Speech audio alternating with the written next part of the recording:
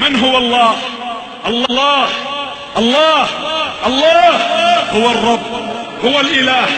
هو الواحد، هو الأحد، هو الرحمن، هو الرحيم، هو الملك،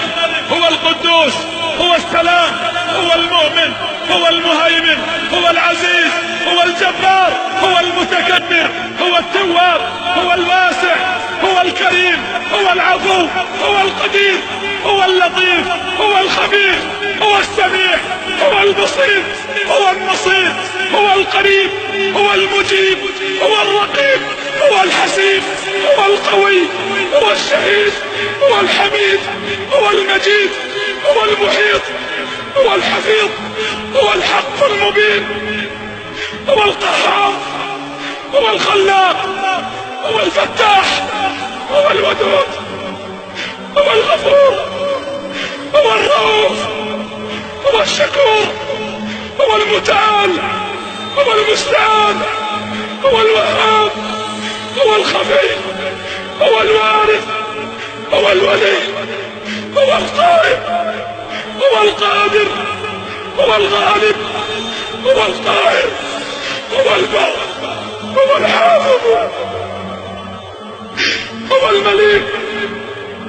هو المقتدر، هو الوكيل، هو الكفيل، هو الكافي، هو الأكرم، هو الرزاق، هو ذو القوة المتين، هو غافر الذنب، هو قابل التوب، هو الملك جل جلاله.